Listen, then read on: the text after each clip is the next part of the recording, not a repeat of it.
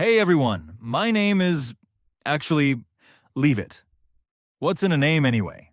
Now we will see how these four major hotel departments work and what makes each one unique. By understanding their roles, responsibilities, and daily operations, you'll be able to decide which department matches your interests and career goals.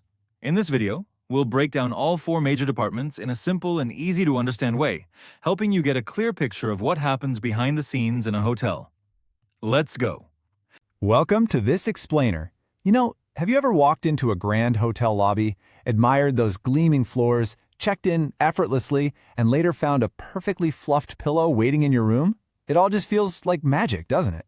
But behind that magic is a massive, highly disciplined machine. Today, we're going to completely demystify the complex operational machinery of a hotel. We aren't just going to look at it as a building, but rather as a living, breathing ecosystem with four distinct, absolutely vital organs. All right, here's our roadmap for today. We'll be touring the four primary pillars of hospitality: the front office, housekeeping, the kitchen, and food and beverage service. Then, we'll wrap up by looking at how they all connect to create one seamless guest experience. Let's dive right in. Section 1, the front office nerve center. We're starting our journey right at the entrance. This department completely redefines what we typically think of as just a reception desk. It's really not just about a friendly face greeting you at the door. It is the literal central nervous system of the entire hotel. Because it's the first and last point of contact, hotels spend a massive amount of money making this area look luxurious to build their image. But behind that beautiful desk, they're handling complex record-keeping, daily financial audits, and crucial interdepartmental communications. Led by the front office manager, think of this team as the ultimate orchestrators. They handle a rapid-fire list of functions to ensure the guest cycle is just perfect. From the second you make a booking over the phone, to allocating your room, to making your dinner reservations, and finally, settling your bill at checkout. They're also the first line of defense for troubleshooting any guest complaints. If something goes wrong anywhere in the building, you better believe the front office is usually the one who hears about it first. Moving right along to Section 2, housekeeping, the silent impact. Now, room sales actually constitute at least 50% of a hotel's total revenue, so protecting that asset requires a massive operation. The hierarchy here is wild. At the top, you have the executive housekeeper, who might even report directly to the general manager. Below them is an absolute army of specialized staff. We're not just talking about the people who make your bed, we're looking at floor supervisors, public area supervisors, and a dedicated desk control team that runs 24/7 just to manage the relentless flow of information. You might only ever interact with the room attendant during your stay, but this ecosystem is packed with hidden specialists. There are linen room supervisors tracking every single towel and sheet. There are tailors and seamstresses constantly mending uniforms and repairing damaged upholstery. Actually, there are even dedicated horticulturists and florists maintaining those intricate lobby displays and outdoor gardens. All of these people are working in perfect synchronization to maintain the aesthetic upkeep of the property. So here's the crucial point. The housekeeping department operates entirely in the shadows, but their eye for detail is quite literally what makes or breaks the hotel's reputation.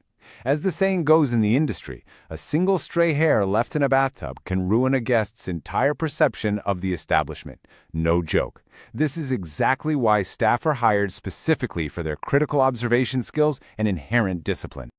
Okay, Section 3, the kitchen. Culinary engine. Stepping away from the quiet guest rooms and into the intense heat and beautiful chaos of the commercial kitchen, it's a whole different world. The role of an executive chef goes way beyond just tasting sauces and yelling orders like you see on reality TV. The administrative burden here is immense. The executive chef has to handle intense planning, staffing, and volume forecasting before a single dish is even cooked. They're analyzing previous year's sales, calculating raw material availability, and meticulously scheduling their workforce so they aren't caught understaffed during a busy festival weekend. This highly skilled team executes a super strict four-step workflow. First, designing menus based on the latest eating trends. Next, rigorous forecasting and purchasing. They operate as a tightly closed, highly disciplined unit because over-purchasing raw materials equals spoilage and waste, while under-purchasing means turning away paying guests. And finally, they execute the standardized recipes with absolute zero-compromise compliance to food safety laws. Next up, Section 4, food and beverage service.